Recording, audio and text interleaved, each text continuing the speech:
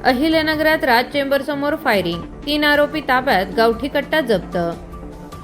अहिल्यानगर शहरातील कोटला परिसरात राज चेंबर समोर गावठी कट्ट्यातून गोळीबार करून खुनाचा प्रयत्न करणाऱ्या तिघांना स्थानिक गुन्हा शाखा व तोफखाना पोलीस ठाण्याच्या पथकाने ताब्यात घेतले आहे। ही कारवाई अहिल्यानगर येथे करण्यात आली।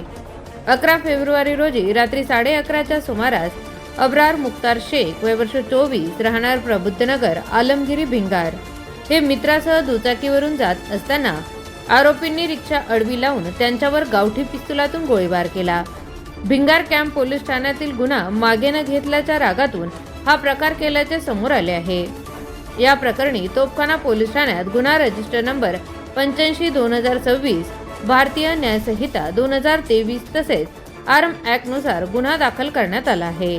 तपासादरम्यान पोलिसांनी जाबीर उर्फ जब्बू सादिक सय्यद याला सारसनगर परिसरातून ताब्यात घेतले। त्याच्या चौकशीतून कादर उर्फ पप्पू मुसा शेख व जैद उर्फ टप्या रशीद सय्यद यांना शहरातून अटक करण्यात आली। जैद उर्फ टप्प्या यांच्याकडून गुन्ह्यात वापरलेला गावठी कट्टा जप्त करण्यात आला। मुख्य आरोपी जैद उर्फ टप्प्या हा सर्राईत गुन्हेगार असून त्याच्यावर अहिल्यानगर व पुणे जिल्ह्यात खुनाचा प्रयत्न, दरोडा, सशस्त्र कायद्यासह विविध गंभीर गुन्हे दाखल आहेत। तसेच जाबीर सय्यद हा हद्दपार आदेशाचे उल्लंघन करून शहरात वावरत असल्याचेही उघड झाले आहे।